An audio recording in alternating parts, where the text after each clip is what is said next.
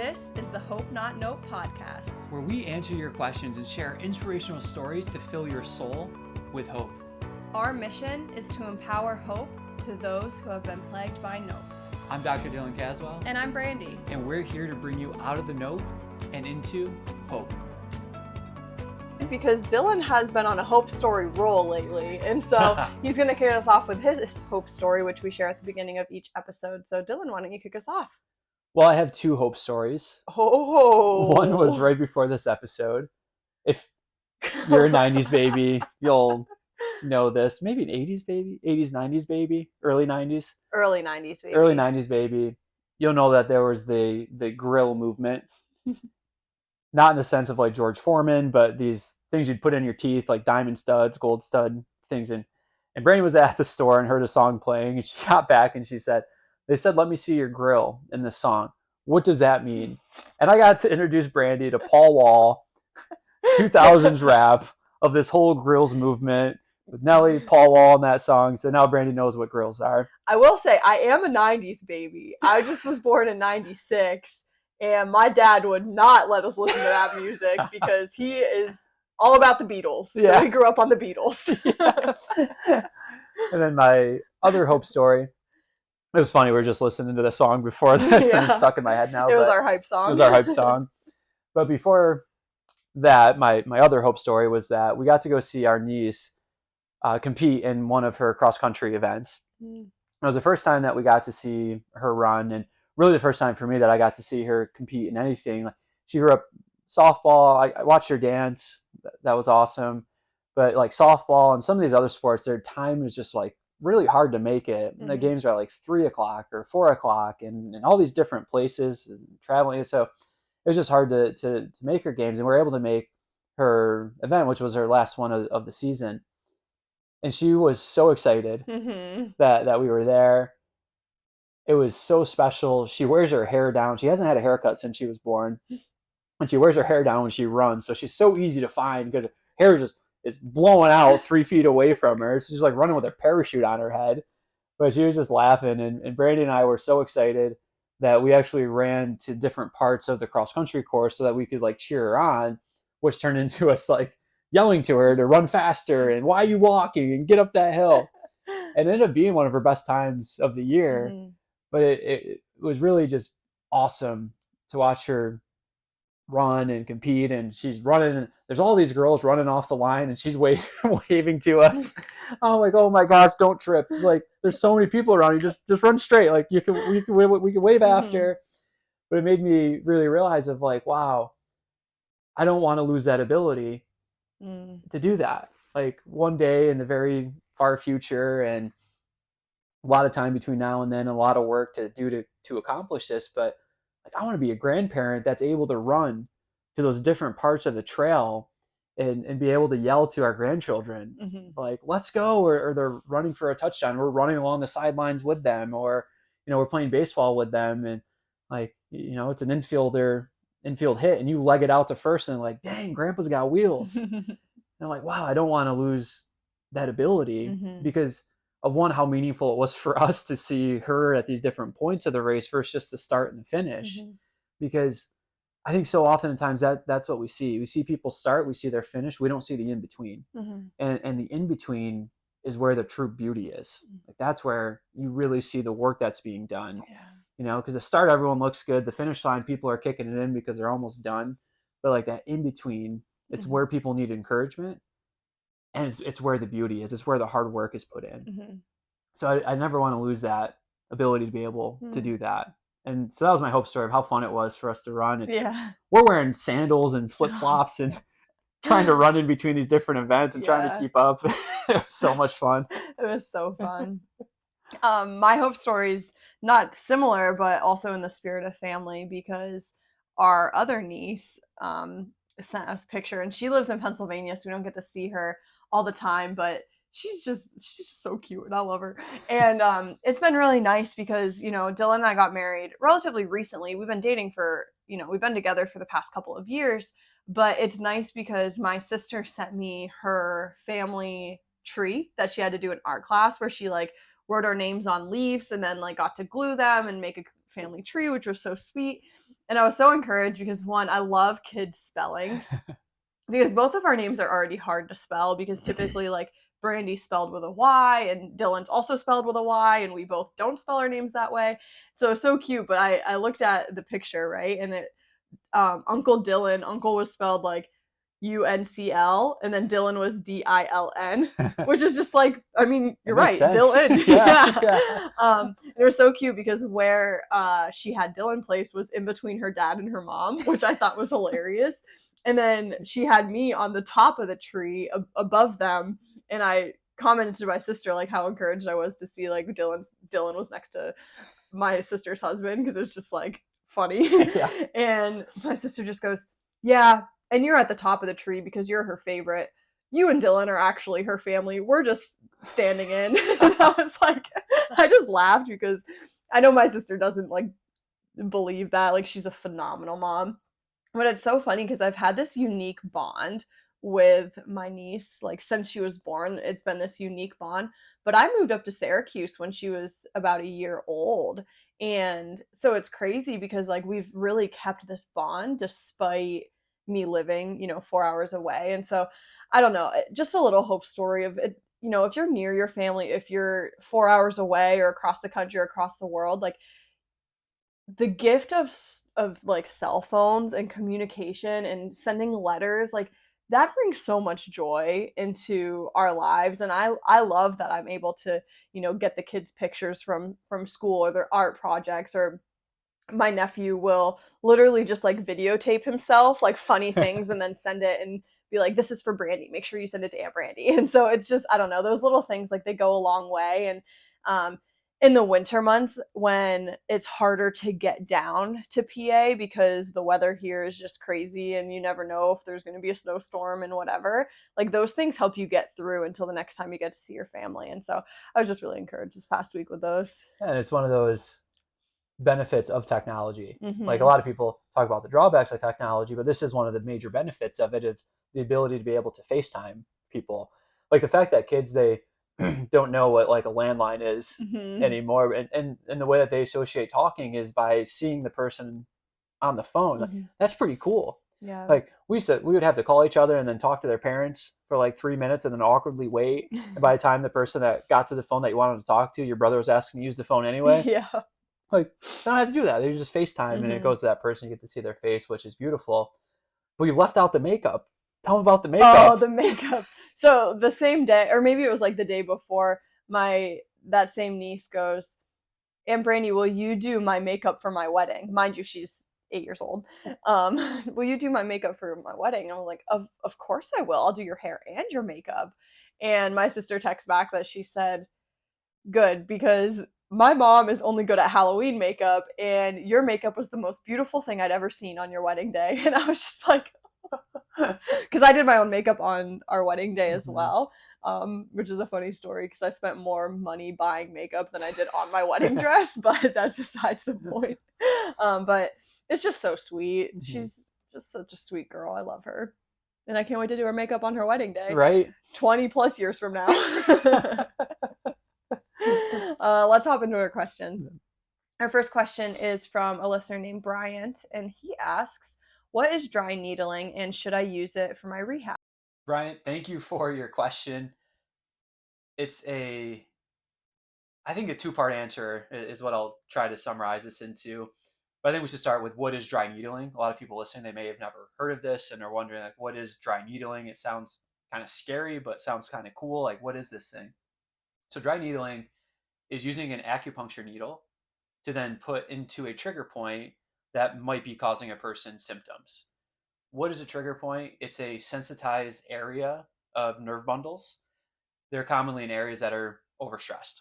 Good example is the upper traps, these muscles on your shoulders. You can poke around and find some very sensitive areas in there. They tend to be in these muscles that are very much holding on to stressors, right? So dry needling is then finding that trigger point, putting the needle into that trigger point, leaving it there or moving it around, or you can get fancy and hook up electrical stimulation to the needle, and then it kind of pulsates down into that trigger point. You can see the muscle like actually contracting and relaxing, contracting and relaxing. So pretty cool how it's done. In New York State, physical therapists are not allowed to do it, but in almost every other state, physical therapists are allowed to do it. California is another exception. So PTs aren't able to do it here, but they can do it basically anywhere else. So what is actually going on? What does it actually do? Is it worthwhile of having? And it's very interesting, right? Because I don't want to get into acupuncture because that's more Eastern medicine and that would involve different thought processes. But dry needling is more of a Western practice that was derived from the Eastern practice. But what does the research show with dry needling? It shows that you could use a toothpick and get the same response, right? It's just kind of something that's noxious into that area, desensitize that nerve bundle, which then decreases what you're feeling because your threshold is now increased for the intolerance. Mm-hmm. So may have lost some people there, so I can say that again. Basically, something hurts, you do something and it makes it hurt worse, and now it doesn't feel as bad as it once did because that threshold has changed. So that being said, I'm happy to not use dry needling because I think there's many other things that we can do, right? Because there's this typical analogy of the roof is leaking or your roommate has a fish tank that explodes and leaks into the living room. You can put a bucket underneath, true story happened. You can put a bucket underneath to catch the drips or the leaks coming from the ceiling, or you can go up and fix the pipe or the fish tank in that scenario, right? So the better solution is going up to fix the bigger thing, the fish tank or the drain, versus catching the bucket. Because what happens? The bucket's going to get full. You have to go dump it. You're going to continuously keep catching drips until you get to the root cause of what's creating this thing. So people will think that, oh, this dry needling is solving my neck pain or solving my back pain or solving my calf pain or Achilles pain. And the reality is no, it's changing your threshold for it. But we need to look at your external load, your internal load, how you're adapting to these things, and work on that to have the long-term solution. So some people, well, then isn't dry needling a good thing to use for symptom modulation? And to that, I would say, yeah, it does change symptoms. It can change people's pain response of what they're feeling, which is a good thing short term. And someone that does have really irritable pain symptoms and you need to potentially calm them down before you can start working on the framework for long-term solutions, that might be a good time to potentially use it. But it's all about the narrative that's being used, right? Like if people are being told, oh, this needle is going to solve your pain issue. No, it's not. It's just going to mask it for short term. And until you take care of your internal load, how fulfilled you are, your stressors, your sleep, your nutrition, all these things that make you a human, you have to address those. This little needle being poked into a sensitive area isn't going to change those things. It's going to give you short-term relief or more discomfort. And I will say, I've had dry needling done 3 times now. One time was in Texas. I was on a clinical in Texas, and my clinical instructor said, hey, we get to do dry needling here. You want to experience it? And I said, sure, I do. Let's do that. And at that time was at a great CrossFit gym. We were training like crazy. We were setting up for an Olympic lift competition. One of their coaches was a games athlete. So every time we showed up, we're like, we got to show this games athlete that we know what we're doing. Needless to say, like my traps were beat up, both from the workload and then also being in a new city and not knowing how to get around and all that stuff. They needled my upper traps. It was so painful. It hurt so much. They're wiggling it around. My trap is twitching. My arm's twitching. And they're like, oh, there it is. Like, we found it. Well, you found something. And I don't like this right now. And I was like, but I want to experience it to know, like, what does this feel like? Like, I know what the research says, but I do want to know subjectively, what does it feel like? Will it help my pain? And I will say, afterwards, I felt worse than feeling better. Like, the next day, my trap was more sore than it ever had been. And then the day after that, they would say, like, oh, make sure you drink a ton of water. Like, that'll help it. The next day after that, I felt better. But it wasn't probably because I was better. It was because my threshold or the pain that I had actually got worse and then went back to the baseline. And because it was back at the baseline and I experienced something that was worse, it didn't feel as bad. It changed my perception of what was happening. So that was in Texas. And I did a CrossFit competition in New York at Rochester. And acupuncturists are able to dry needle. Makes sense. Like they can do full body acupuncture, they can dry needle. So there's one at the event. I was like, you know what? I'm gonna go have it done in a place I feel a little bit more safe, just to see what happens. And guess what? They went for the traps again because I was like, let's make it comparable. Like we'll go for the traps. They went for the traps. It was the end of the competition. Like I did it very much at the end on purpose because I was like, I remember how I felt last time.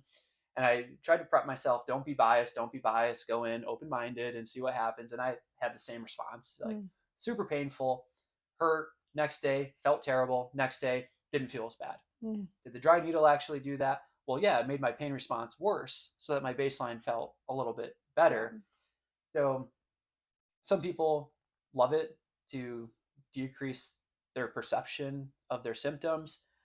And if providers are using it for that, I can definitely respect that and understand that you're trying to bring their symptoms down to open the window to get those long-term solutions. But we have found other ways to do that that doesn't involve a needle being poked in. And the reason it's called dry needling and not wet needling is because there's no blood, right? It's very superficial that you're getting. So you're going for the sensory nerve system, a lot of receptors, a lot of things that send these signals in. So you're not going deep down into the muscle. It's the nerves that create the twitching. So that's why it's called dry needling. But we found by cognitive reframing, helping to reshape perspective on their pain experience associated with their movement, can create a response in that session, and it sets them up for long-term success.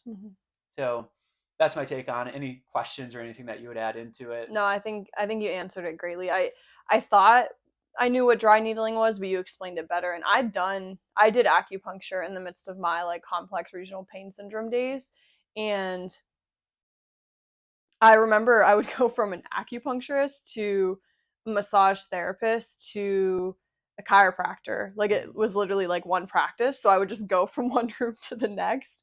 And it was cool. Like I felt pampered in a sense, but that was not the thing that healed my complex regional pain syndrome. The thing that healed my complex regional pain syndrome was practicing gratitude, having positive like meaningful activity in my life, reframing that season of my life, forgiveness, like the things that you mentioned, like that's what brought me greater healing than acupuncture.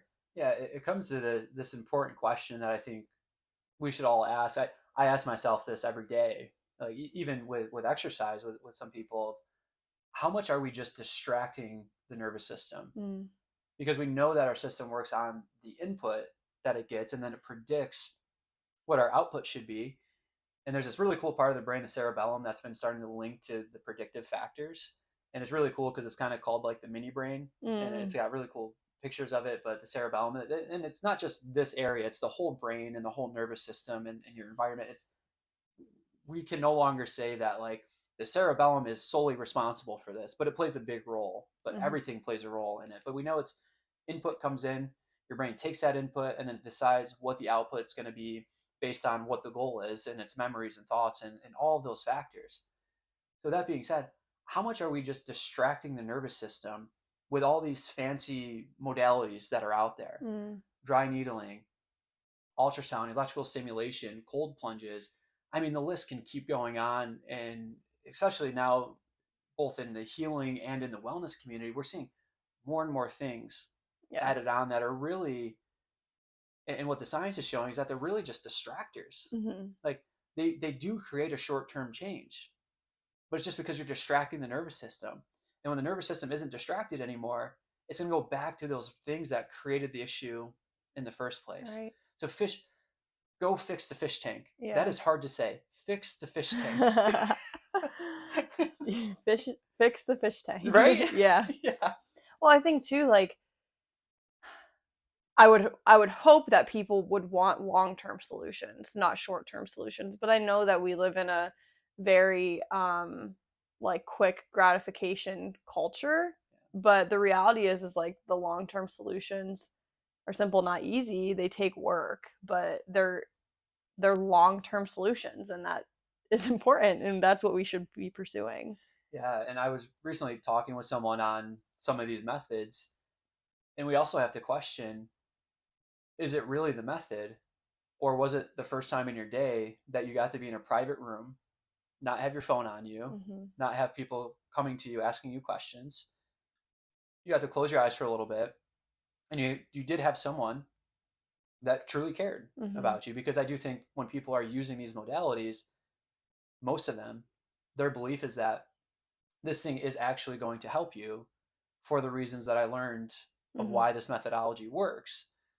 And I also believe that they haven't read the research showing that it's not happening for the reasons that you think. There's a response that's happening, but it's not for what you were taught is happening. It's for these other factors. So we have to start really looking and being curious, well, what are these other factors? What is the environment set up? What is their day-to-day routine looking like? What are their habits? What are their patterns? What are all these things that lead up to that trigger point even developing? And with a clinician that I mentee, we got into that discussion of, do trigger points exist? Yes, trigger points exist. They're a sensitized area that is, it's pretty superficial. It's a nerve bundle, and you can poke around and you can find them. But if you have to poke too far or too much to find them, what's the point of going after it? If it's a very sensitive trigger point and you just need something to maybe calm it down, sure. But we beg the question, is it just distracting? Is there something more fruitful that you can be doing for that person in that time? I love it. Our next question is from a listener named Leah, and she asks, I'm seeing more and more options for genetic testing. What's the benefit of genetic testing? Leah, thank you for that question. The field of genetics has exploded over the past 10 years, maybe 20 years, but really like recently they've made a ton of advances, and they found really great ways to monetize it. You can send in a saliva sample or spit sample, and people will create a song that you will enjoy based off of your genetic testing. You can do that for clothes, you can do that for colors of your room, you can do that for so many things, so many different things. And so it's really muddy, it's really confusing, because if you talk to a genetics researcher versus a person that has monetized genetic testing, they are going to give you different answers of where the genetic testing is at.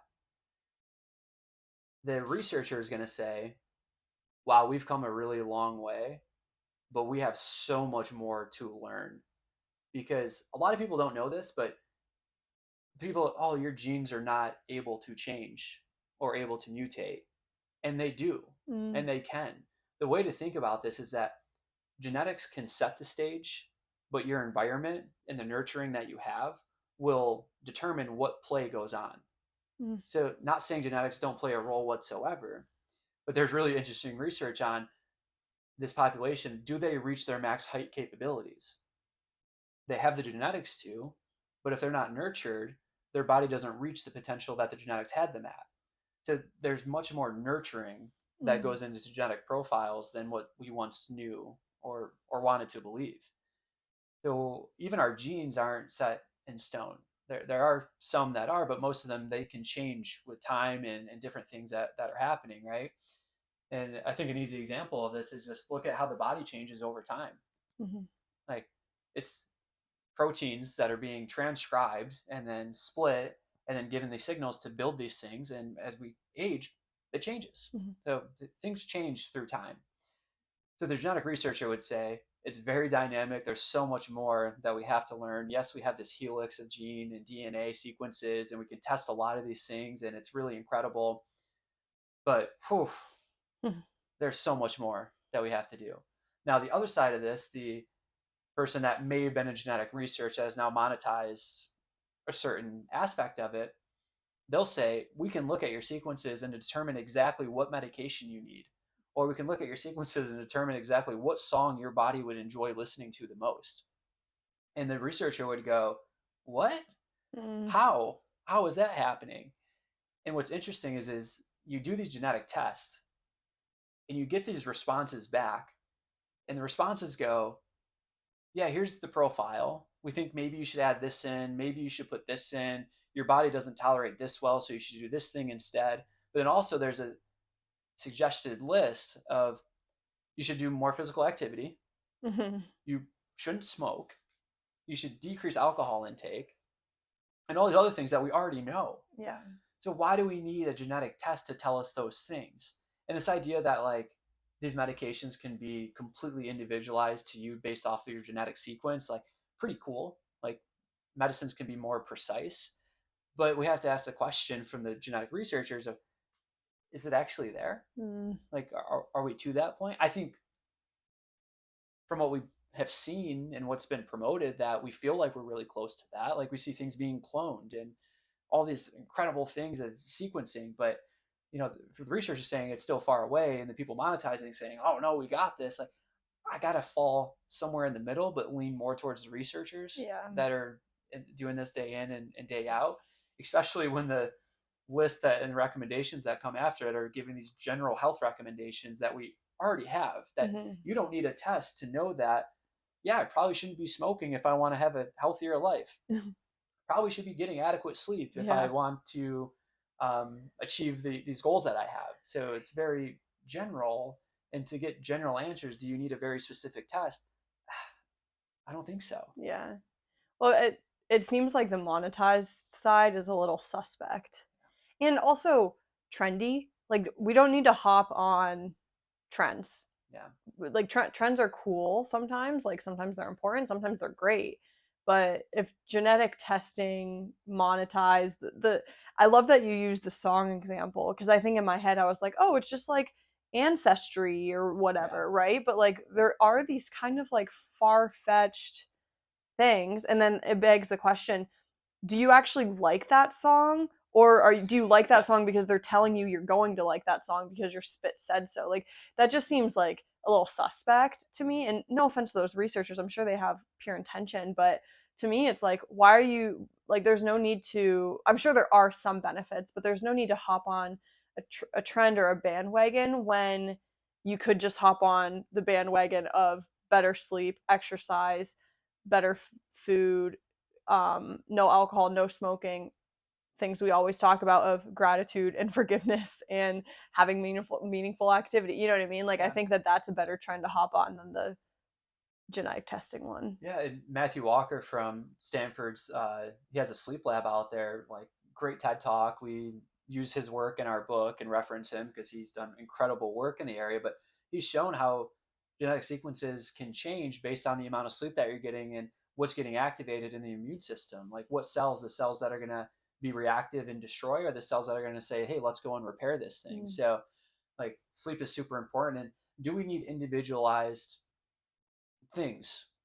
I think maybe at some point, but one way to look at this is like training an athlete, a lifelong athlete. But let's say this person wants to be a baseball player. I want to play in the MLB. How many coaches do they have when they start in Little League? One or two coaches, right? That are usually parents. Yeah. Get the base down. Yeah. This is how you catch a ball. This is how you field a ground ball. This is where the play is going to. This is the pitcher mound. This is how you swing. These are the rules of the game. All right, you got that foundation. Now you start to get a little bit more individualized into your position as you get older. All right, second base, shortstop, we're going to work on turning two, because as much as you want to turn two in left field, you're not going to have that opportunity, right? So now you have a coach working with the middle infield and a coach working with the outfield, building upon that base that's already been built. But if they haven't learned how to field a ground ball, there's no point in learning how to turn two. Yeah. So now you get to a professional level, and there's coaches for almost every position. But guess what they usually do in spring training? Field a ground ball. Learn how to run the bases. Yeah. Back to the basics. So the more times that we think we need individualized things, we have to ask, well, where is your performance actually at? And not to be harsh, but what's the reality of it? Like, you probably don't need this individualized song that was made to you based off your genetics to make you happy. You need better relationships. You need to learn how to field a ground ball and where the play is going to before you start getting into the very, very specifics of it. Love it. All right, Leah, thank you for that great question. We hope that was helpful. Our last question is from a listener named Tyler, and they ask, what advice do you have for a young person who desires to become a professional athlete? Why are you laughing? Because we just talked about like the building baseball the base and basics and then going to that. So it's just so funny and cool how it lines up to that. Tyler, great question. A lot of kids have have that dream of becoming a professional athlete. And it's such a beautiful dream to have. And some of the statistics on it can really crush a kid's dream. And so I tend not to share those with them. I tend to say, hey, that's awesome. Like, that's so cool. And guess what? You can do that. Are you ready to work? Yeah. Are you ready to put the work in that is required of that? So Tyler, this can happen. I don't know what age, or maybe you're asking for your daughter or son or something like that, but I think to become a professional athlete, one, you have to fall in love with what the sport is. You have to love the process of it, because you're going to be putting a lot of hours into it. This whole idea of sport specialization came out after Malcolm Gladwell wrote the book Outliers and found that it takes 10,000 hours of dedicated or deliberate practice to become an expert in something. Note that this was in violinists and musicians, but then that made its way into the sports world, that people need to get 10,000 hours before they become an expert. So the younger that you can get your 10,000 hours in, the more likely you can make it to the pro levels. So now kids are playing the same sport year round, no break, camps, travel teams, school, and they're getting way overloaded. They're getting injuries, and they don't even get a chance to become a pro athlete because they're dealing with injuries and they're in rehab when they're 13, 14, and 15 years old instead of loving the sport. That 10,000 hours, I do think it's true that you need it. But what people have forgotten is that it doesn't need to be this dedicated practice with a coach screaming at you. It can be in the driveway, throwing up a hook shot, yelling Kareem.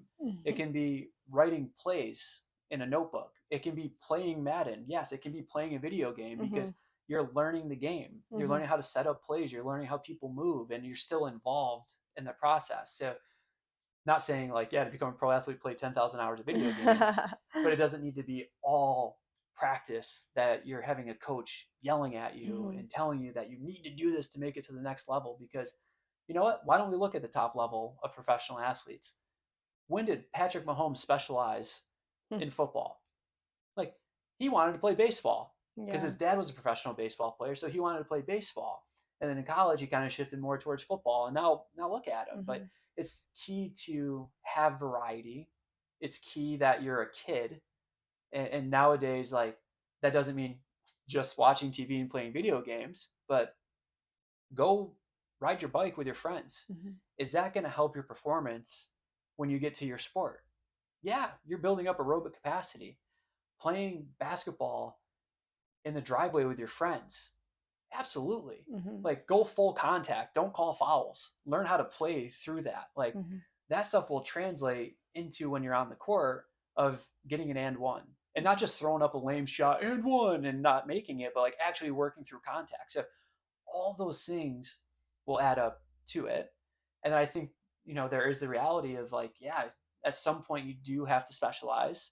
If you want to be a professional gymnast or figure skater, you have to specialize way younger in life than if you want to be pro basketball or baseball or football or soccer or things like that. So don't specialize too early if you want to do those sports. If you want to gymnast, figure skate, specialize early, because the peak age is much greater.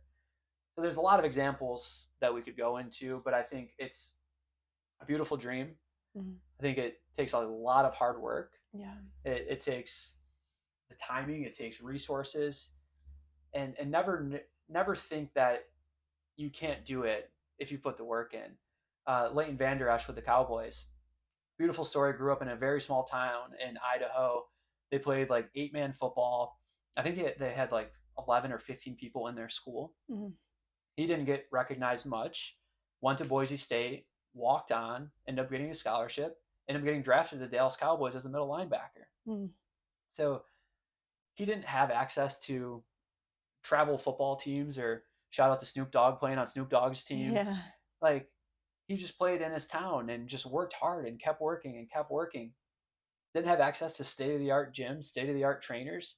He's worked, just put in physical work and loved the game. And he loved the game so much that he went to college and said, I'm going to walk on the team because I want to play, and got a starting position, and then just kept falling in love with the game. And, professional athletes really start to fall out of the game when they don't love it anymore. When it becomes a business, they start to lose the love for it.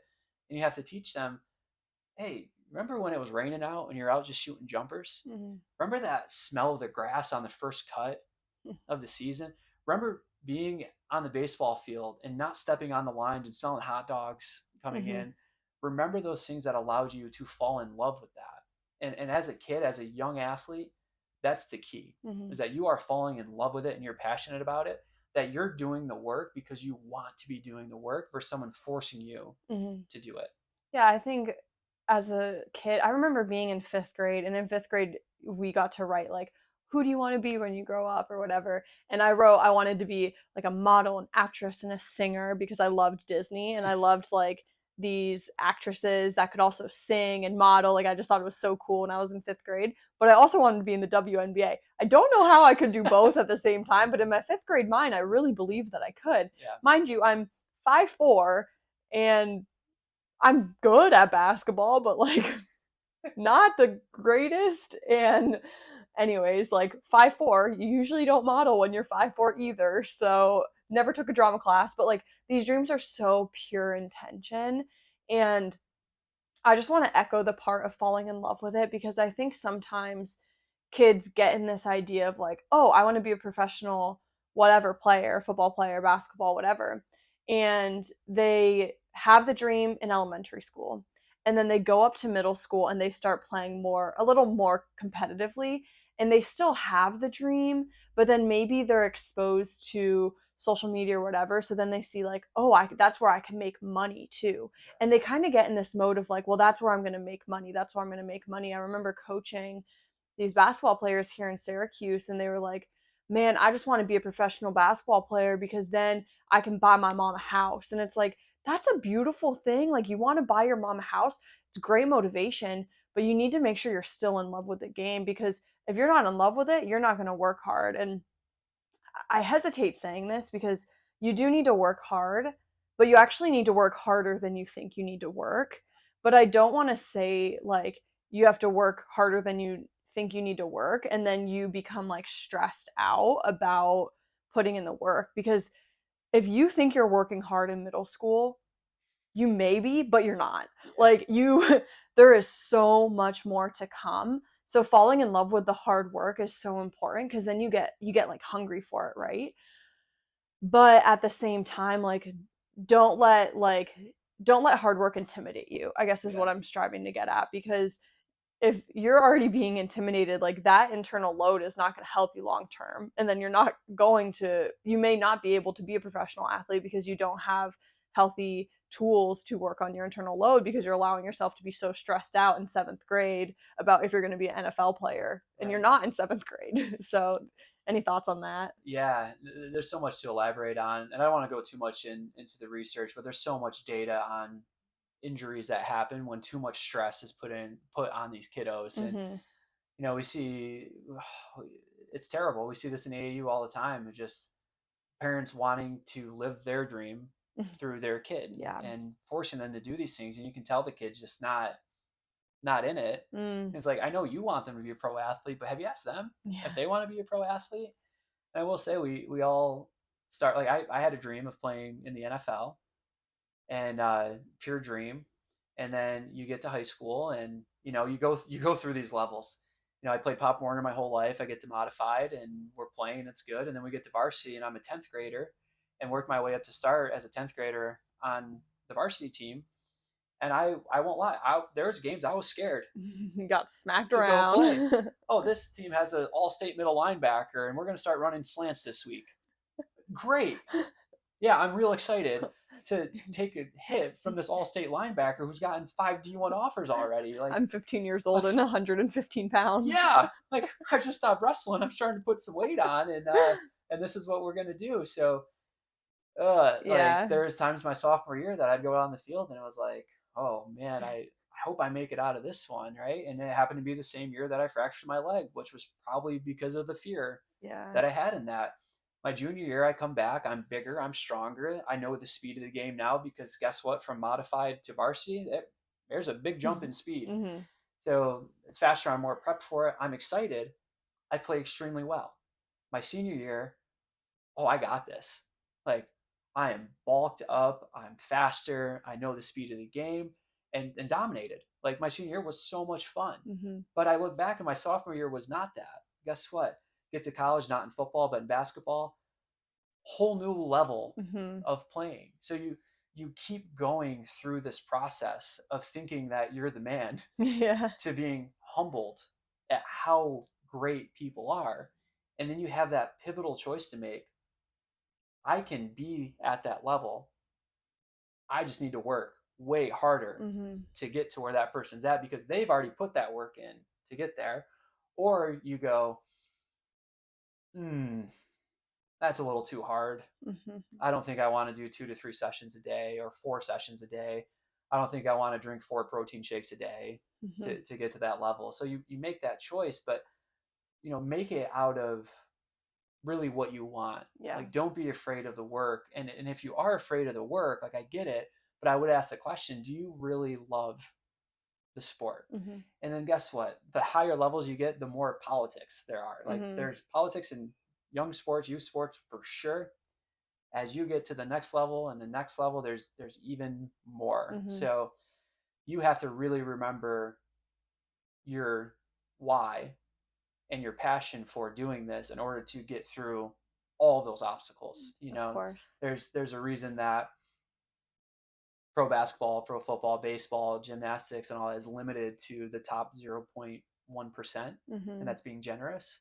And it's because they were willing to put that. Even the people that say, "Oh, I'm just talented," like, no, you went through some things and you put some work in to get to where you're at. And last point I'll make is the Basketball Hall of Fame. There's a beautiful exhibit for Kobe Bryant, and he wrote the poem "Dear Basketball," and they had a illustrator kind of write it, and the whole poem was about how much he loves the game and how much that he's given to the game, but how much the game has given back to him. Mm-hmm. And it's such a emotional poem and video when you watch that, because it's basically him stepping away from basketball even though he loves it, but he knows that it's the best thing because his body's not keeping up with it anymore, but he doesn't want to. But he knows that it's time to do that. And you want to talk about work ethic and being, I won't say the GOAT, but one of the best of all time, like in that top 3 to 5 category. Look at what that man did. 4:30 a.m. workouts, then into practice, and then family time, and then we'll work out again afterwards until 11 p.m. and then get up and do that again. And why? Because he loved the game. Yeah, 100%. Yeah. I'd love to see someone work harder than Kobe Bryant, but like, I'm sure there may be some, but it's pretty close. And in having that mentality that you're going to work hard, like, that's so important. So Tyler, Leah, Bryant, thank you so much for your questions today. They were inspiring. I got chills like during the answers. I feel like there was a lot of information, a lot of research, but also inspiration and hopefully encouragement. Our desire is to empower you with hope, and I hope that that's exactly what we did today. Have a great week, and remember, every day is not just a day to be hopeful. It's an opportunity to become hope.